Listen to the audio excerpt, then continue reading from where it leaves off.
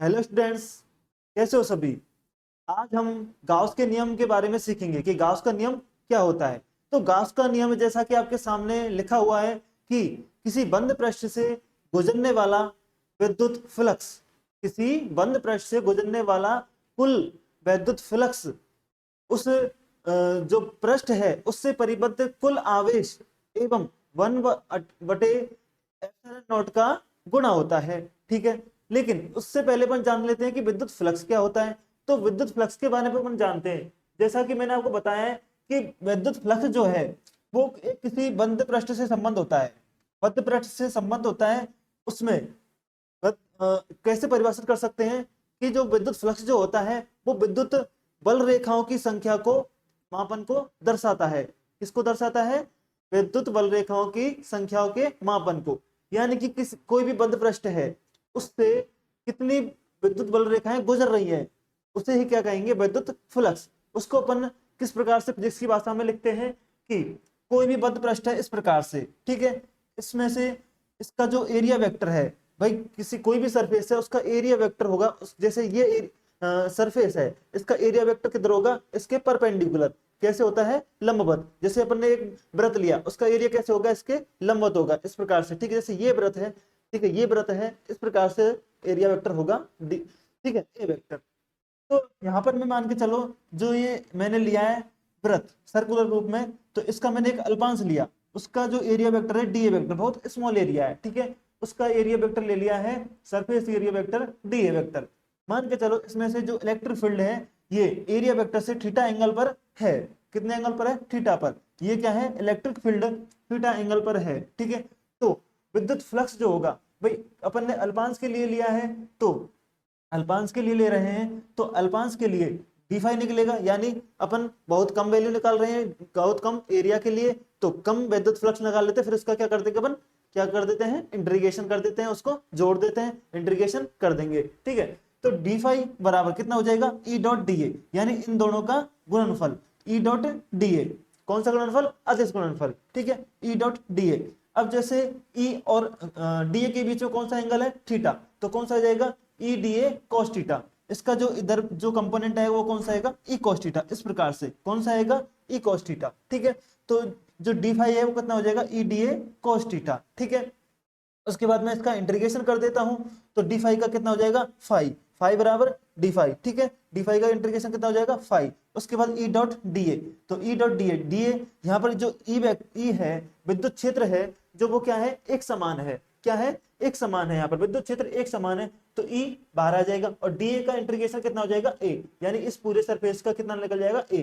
तो जो फ्लक्स निकल के आया है वो क्या होगा? E vector dot A vector. या इसको अपन लिख सकते हैं, यदि इनके मध्य में कोई एंगल है थीटा, तो क्या लिख सकते हैं? E dot A cos theta. इस प्रकार से विद्युत फ्लक्स को लिख सकते हैं। आगे बात यहां तक समझ में। अब समझते अपन कि गाउस का नियम क्या होता है कि किसी बंद पृष्ठ से गुजरने वाला कुल विद्युत फ्लक्स फाई उस पृष्ठ से परिबद्ध कुल आवेश क्यू का 1/ε0 गुणा होता है। ठीक है, यानी कि कोई भी बंद पृष्ठ है, जिस प्रकार से ये पृष्ठ है, इसमें कोई भी आवेश उपस्थित है, उसके अंदर कोई आवेश उपस्थित है क्यू, तो उस बंद पृष्ठ में जितना आवेश उपस्थित है क्यू उसका, और 1/ε0, एप्सिलॉन क्या है? निर्वात की विद्युतशीलता, उसका गुणनफल जो होगा वो होगा विद्युत फ्लक्स के बराबर होगा। यानी कि फाई बराबर क्यू इनसाइड, यानी इनसाइड मतलब पृष्ठ, जो पृष्ठ है उसके अंदर कितना आवेश है, बटे एप्सिलॉन, वही गुणा में 1/ε0। ठीक है, बराबर इसको अपन लिख सकते हैं फाई बराबर, जैसा कि अपन ने देखा फाई बराबर क्या हो जाता है? E dot D A vector. तो मैंने इसको लिख लिया है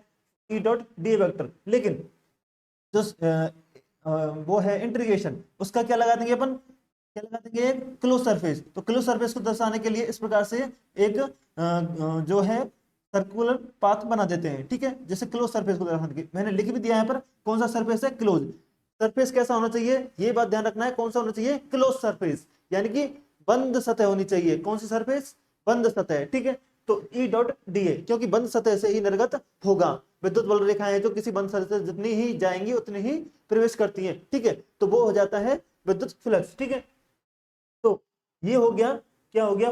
फाई बराबर क्यू इनसाइड बटे एप्सिलॉन बराबर बंद जो पृष्ठ है उससे संबंधित E vector dot D A vector. ठीक है, ये क्या हो गया? गाउस का नियम। अब इसको अपन प्रूफ देखते हैं कि इसका प्रूफ कैसे होगा। अपन इसको सिद्ध करते हैं कि कैसे होगा। देखिए, इसका प्रूफ के लिए क्या करते हैं कि मैंने जैसा कि आपको बताया, कोई भी बंद सतह है, क्या है, बंद सतह, मान के चलो मैंने स्फीयर के रूप में, ये स्फीयर के रूप में ले लिया, किसके रूप में, स्फीयर। स्फीयर कौन सा होता है, कौन सी आकृति होती है, 3D में होती है ना, 3D में होती है, सर्कुलर किस में होता है, 2D में। तो ये जो स्फीयर है किस में होगा, 3D में। यानी 3D में जो सरफेस होगी, इसको मान लिया है क्लोज सरफेस, इसके अंदर एक आवेश उपस्थित है प्लस क्यू, और आप जानते हो प्लस क्यू आवेश के कारण विद्युत क्षेत्र रेखाएं आवेश से बाहर की ओर होती है इस प्रकार से, ठीक है, जैसे ये आवेश रखा है इधर की ओर, इधर की ओर, इधर की ओर, इधर की ओर, इस प्रकार से होंगी, ठीक है। इस स्फीयर की रेडियस मान लिया स्मॉल आर, कैपिटल आर है, ठीक है।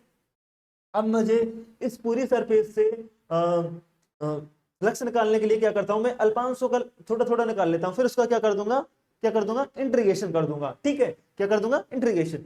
तो जैसे कि मैंने एक अल्पांश लिया, अब ये अल्पांश लिया, इसका एरिया वेक्टर किधर होगा, इधर की साइड होगा ना, ठीक है।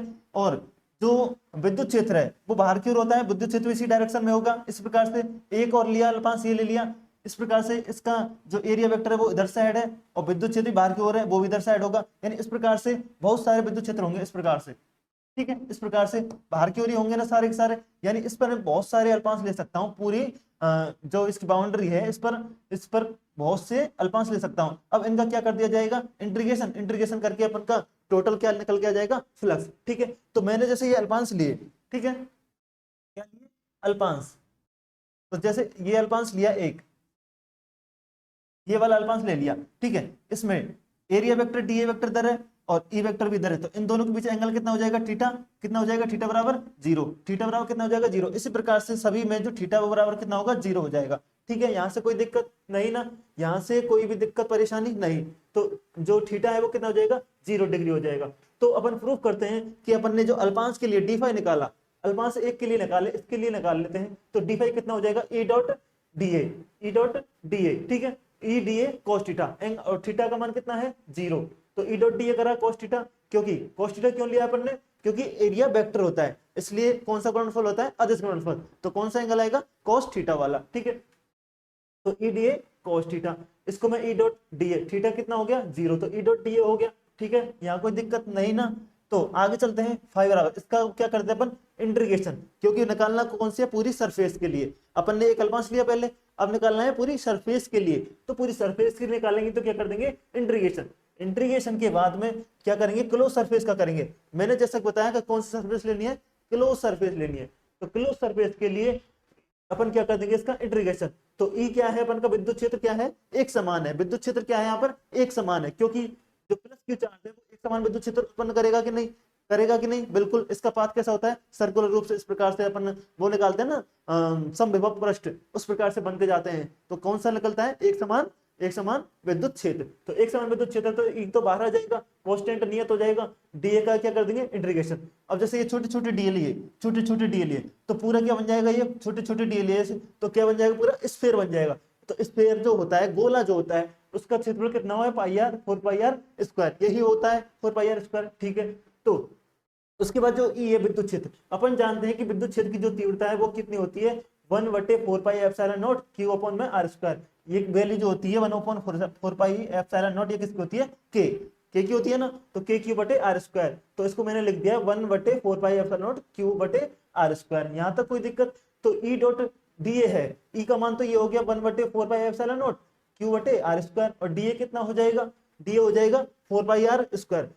देखो ई तो मैंने बाहर निकाल लिया, ई का मान रख दिया 1/4 पाई एप्सिलॉन नॉट क्यू बटे आर स्क्वायर, ठीक है। उसके बाद डी ए जो है, डी ए क्या है यहाँ पर, उसका पूरे का इंटीग्रेशन करके किसका एरिया निकल के आ जाएगा, स्फीयर का, तो डी ए का एरिया आ गया डॉट ए, ठीक है। उसके बाद में ए जो है एरिया किसका आएगा, स्फीयर का, 4 पाई आर स्क्वायर, एक जगह कितना रख दूंगा, 4 पाई आर स्क्वायर, ये रख दिया, 4 पाई से 4 पाई गया, आर स्क्वायर से आर स्क्वायर गया, बचा क्या, क्यू बटे एप्सिलॉन नॉट, क्या बचा, क्यू बटे एप्सिलॉन नॉट, तो कितना बचा के आ गया, क्यू बटे एप्सिलॉन नॉट, ठीक है। यहाँ तक कोई दिक्कत परेशानी नहीं है ना।